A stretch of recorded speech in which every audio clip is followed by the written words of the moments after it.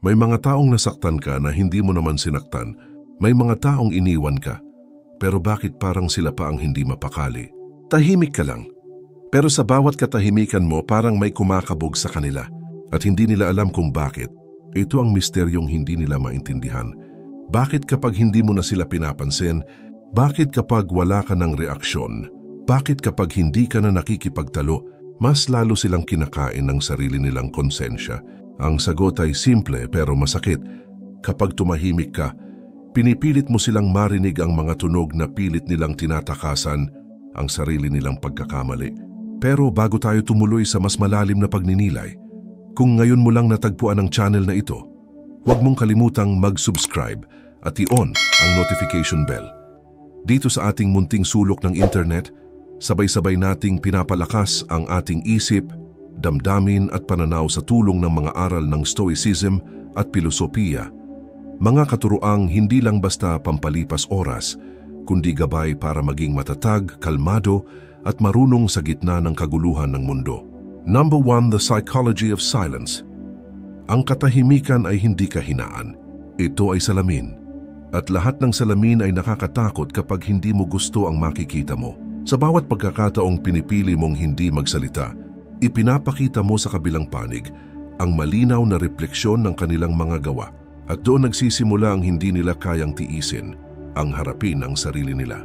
Sa psikolohiya, tinatawag itong cognitive dissonance, ang pakiramdam ng hindi pagkakatugma ng isip at gawa. Kapag may ginawa kang alam mong mali, pero gusto mong paniwalain ang sarili mong tama, lumilikha ito ng tahimik na kaguluhan sa loob mo. At ang tanging paraan para mapawi iyon ay humanap ng dahilan ng paliwanag o ng taong masisisi.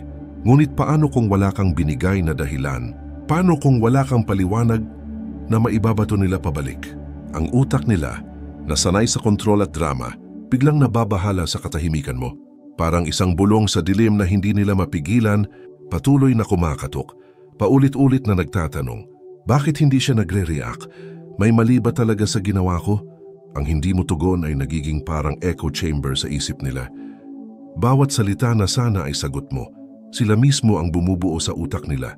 At sa bawat senaryong ginagawa nila sa isip nila, sila rin ang nagsisimulang makaramdam ng guilt kahit wala ka namang binanggit.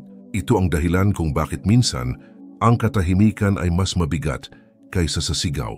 Dahil kapag nagsigaw ka, nabibigyan nila ng dahilan ang sarili nila para lumaban. Pero kapag tumahimik ka, wala silang laban na pwedeng simulan.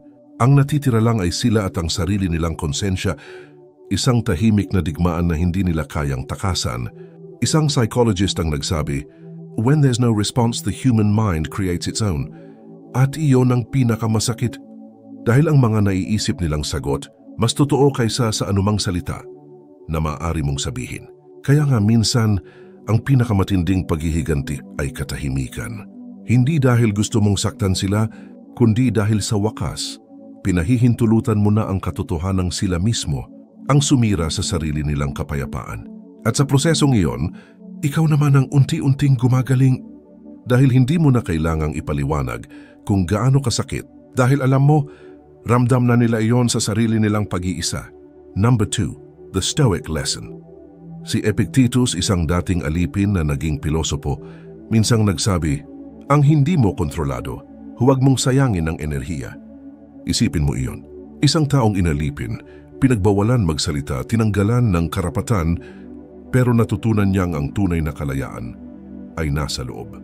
Hindi sa pamamagitan ng mga salitang sinisigaw mo, kundi sa mga bagay na pinipili mong huwag nang bigyan ng kapangyarihan. Kapag may taong pinili kang iwan, pagtaksilan o bastusin, ang unang reaksyon ng ordinaryong tao ay sumagot. Gusto nating ipagtanggol ang sarili, ipaliwanag na hindi ako ganon, o patunayan na tayo ang tama. Pero sabi ng mga Stoic, ang ganitong tugon ay isang uri ng pagkaalipin dahil ibinibigay mo ulit sa kanila ang kapangyarihang kontrolin ng emosyon mo. Marcus Aurelius, ang emperador na pilosopo, nagsabi rin ng ganito, you have power over your mind, not outside events.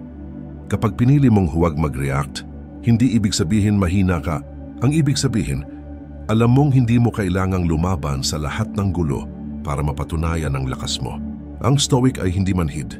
Nararamdaman din nila ang sakit, pero naiintindihan nilang hindi mo kailangang iparamdam sa mundo ang bawat sugat na tinamo mo. Minsan sapat na ang katahimikan bilang sagot sa isang taong hindi marunong makinig. Dahil ang taong tahimik ay hindi dahil wala siyang masasabi, kundi dahil alam niyang wala nang saysay ang pagsasalita. Tulad ng sabi ni Seneca, "He who angers you conquers you." Kapag pinapayagan mong dalhin ka ng emosyon mo, binibigay mo rin sa kanila ang kontrol sa'yo. Ngunit kapag pinili mong maging payapa, kapag tinanggap mong may mga bagay na hindi mo na kailangang intindihin, ang kapayapaan mo ay nagiging sandata. Isang sandatang hindi nila alam kung paano tatakasan. Ang katahimikan ay hindi kawalan ng boses. Ito ay ang pinakamalakas na mensaheng hindi kailangang sabihin. Isang mensaheng nagsasabing, "Hindi ko kailangang manalo sa argumentong ito dahil matagal na akong panalo sa sarili kong kapayapaan." Number 3. Ang lalaki na tumigil sa paghabol. Isang lalaki ang iniwan ng babaeng matagal niyang minahal. Walang paliwanag, walang closure, basta na lang nawala. Parang isang eksenang walang ending, parang pelikulang biglang pinutol bago ang huling linya. Sa una gusto niyang habulin, gusto niyang ipaliwanag, gusto niyang marinig man lang ang salitang pasensya na. Kahit kasinungalingan, kahit isang dahilan lang na pwedeng panghawakan, pero wala, tahimik. At doon nagsimula ang giyera. Hindi laban sa babae kundi laban sa sarili. Bawat umaga, tinitigan niya ang cellphone niya, umaasang may mensaheng darating. Bawat gabi, pinipigilan niyang pindutin ang send. Sa isip niya paulit-ulit ang tanong, paano niya nagawa yon? Hindi ba siya man lang nasaktan? Pero habang tumatagal, napagod na lang siya. Hindi dahil wala na siyang nararamdaman, kundi dahil nauubos na ang enerhiya niyang habulin ng isang tao na tila mas masaya kapag wala siya. Isang gabi, habang nakaupo sa loob ng kwarto, hawak ang telepono na matagal nang walang sagot, bigla niyang naramdaman ang kakaibang katahimikan. Hindi ito yung katahimikang nakakabingi. Ito yung uri ng katahimikan na parang nagsasabing, "Tama na." Tumigil siya, tumahimik. Walang dramatikong eksena, walang closure. Isa lang iyong simpleng desisyon. Hindi ko na ipipilit ang sarili ko sa taong hindi marunong pahalagahan ito. Lumipas ang mga linggo, walang message, walang update. Sa una, kampante pa ang babae. Akala niya siya pa rin ang may hawak ng kontrol. Akala niya anytime babalik ang lalaki. Kasi dati naman ganun lagi. Pero habang lumilipas ang araw, nagsimulang mag-iba ang tahimik. Ang dating katahimikang walang kwenta, naging katahimikang nakakatakot. Isang gabi, habang nakahiga ang babae, biglang pumasok sa isip niya, bakit parang hindi siya naapektuhan? Bakit hindi siya naghabol? Bakit parang tapos na siya? Mula sa simpleng kuryosidad, naging kaba. Mula sa kaba, naging tanong na paulit-ulit niyang iniisip, mahal niya ba talaga ako noon? O ako lang ba ang gumagawa ng drama? At habang patuloy niyang hinahabol ang mga sagot sa isip niya, doon niya napagtantong, hindi naman pala siya ang iniwan, siya pala ang nawalan. Dito nagsimula ang unti-unting pagkasira ng kanyang ego, ang ego na sanay sa habulan, sa mga paawa, sa mga paliwanag. Ngayon, wala nang nakikinig sa kanya, wala nang nagtatanggol, wala nang humahabol, tahimik lang. At sa gitna ng katahimikan, unti-unti niyang naririnig ang tunog ng totoo na siya mismo ang dahilan kung bakit siya nag-iisa ngayon. Gabi-gabi, sinubukan niyang kumbinsihin ang sarili na tama ang ginawa niya, na siya ang nagdesisyon, na siya ang may kontrol. Pero sa bawat gabi, may boses na bumubulong sa loob niya. Kung tama ka, bakit hindi ka payapa? At doon niya naramdaman ang bigat ng hindi maipaliwanag na guilt. Isang guilt na hindi dahil sa iniwan niya ang lalaki, kundi dahil alam niyang may taong minahal siya ng totoo at siya mismo ang tumapon doon. Ang lalaki, tahimik lang. Hindi dahil wala na siyang nararamdaman, kundi dahil alam niyang may mga laban na kapag ipinagpatuloy mo, mas lalo ka lang masasaktan. Ang hindi niya alam, ang katahimikan niyang iyon ang unti-unting magpaparamdam sa babae ng lahat ng sakit na iniwasan niyang maramdaman noong una. At sa wakas, dumating ang araw na hindi na kailangang magsalita ng lalaki dahil natutunan niyang, minsan, kapag tumigil ka sa paghahabol, hindi ibig sabihin na sumuko ka, minsan iyon ang unang araw ng tunay mong kalayaan. Number 4. When silence becomes a mirror. Sabi ni Nietzsche, kung matagal kang tumitig sa kailaliman, tititig din sa iyo ang kailaliman. Kapag iniwan mo ang isang tao sa sarili niyang katahimikan, nahaharap sila sa kailaliman ng sarili nilang budhi. At hindi lahat handang tumingin doon. Dahil sa kailaliman na iyon, walang musika, walang distraction, walang validation. Ikaw lang at ang sarili mong konsensya. Ang katahimikan ay parang salamin na hindi mo kayang takpan. Habang mas tumatagal kang nakatingin, mas nakikita mo ang mga bagay na ayaw mong harapin. Ang mga kasalanan mo, ang mga desisyong tinakasan mo, ang mga tao mong sinaktan dahil lang sa ego mo. Kapag hindi mo na sila pinapansin, hindi ibig sabihin na wala ka ng pakialam. Minsan, iyon ang pinakamalalim na anyo ng malasakit. Ang hayaan silang matutong harapin ang sarili nilang ginawa. Dahil kung ipagtatanggol mo pa rin sila, kung patuloy mo pa rin silang uutangan ng paliwanag, hindi mo sila tinutulungan. Pinapalala mo lang ang pagtakbo nila sa katotohanan. At sa bandang huli, may ironiya sa lahat ng ito. Ang mga taong sinaktan mo, sila pa ang magiging salamin ng sarili mong kasalanan. Habang pinipili nilang maging tahimik, ikaw naman ang unti-unting nilalamon ng mga tanong na wala kang sagot. Dahil sa totoo lang, ang mga taong pinaka-guilty, sila yung pinakaayaw sa tahimik mong presensya dahil doon nila nararamdaman ang bigat ng katotohanang tinatakasan nila. At ang presensyang minsang tiningnan nila bilang mahina o talo, ay siya palang magiging boses ng kanilang budhi. Ang katahimikan mo ay nagiging salamin at kapag natutunan mong hindi lahat ng laban ay kailangang ipanalo, kapag natutunan mong ang hindi mo reaksyon ay minsan ay mas malakas kaysa sa paliwanag, doon mo makikita ang kapangyarihan ng pagiging payapa. Number 5. The difference between pride and peace. Ngunit tandaan mo, ang pagiging tahimik ay hindi pareho ng pagiging mayabang. Marami ang gumagaya sa stoicism pero nauuwi sa pride. Marami ang nag-aakalang kapag hindi ka nagsasalita, kapag hindi ka na nagre-reply, ay stoic ka na. Pero ang totoo minsan hindi katahimikan iyon, kundi taktika. Taktika para iparamdam sa iba na ako ang mas mataas, ako ang mas malakas. At iyon mismo ang kabaligtaran ng stoicism. Hindi ko na siya kakausapin para mag-guilty siya. Hindi ko siya papansinin para hanapin niya ako. Hindi. Ang ganitong klase ng katahimikan ay hindi kapayapaan. Ito ay pride na nakamaskara ng disiplina. Parang apoy na nilagyan mo lang ng takip, hindi papatay, tahimik lang pansamantala.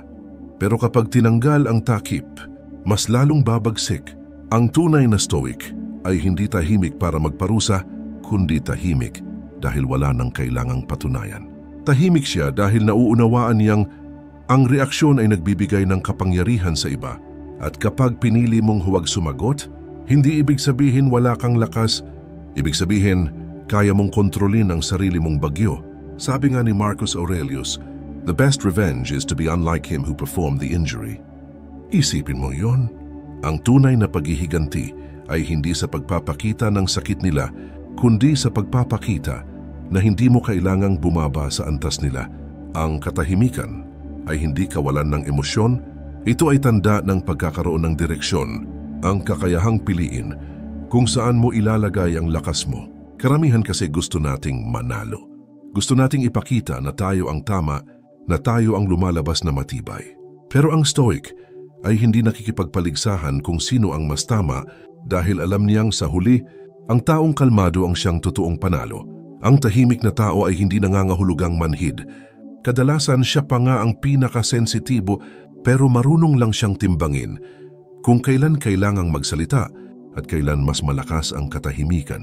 Ang bawat hindi mo sagot, ang bawat mensaheng hindi mo pinadala ay hindi tanda ng kawalang pakialam, kundi ng paggalang sa sarili mong kapayapaan. Kapag tumahimik ka hindi dahil gusto mong iparamdam ang sakit, kundi dahil gusto mong protektahan ang sarili mong kalmado, doon mo mararanasan ang tunay na stoicism. Ito ang uri ng kapayapaan na hindi kailangang ipaliwanag, kapayapaang hindi nakikita pero nararamdaman.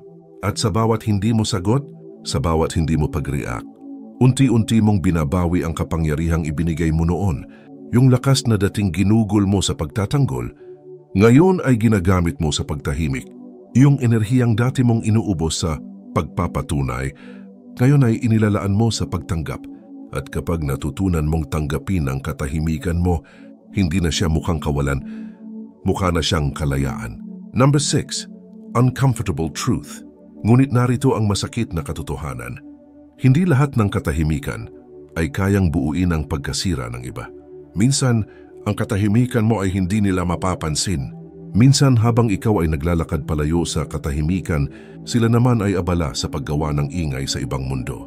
At doon mo mararamdaman ang isa sa pinakamahirap lunukin na leksyon ng Stoicism, na ang kapayapaan ay hindi laging nakikita at ang hustisya ay hindi laging nangyayari sa paraan na gusto mo.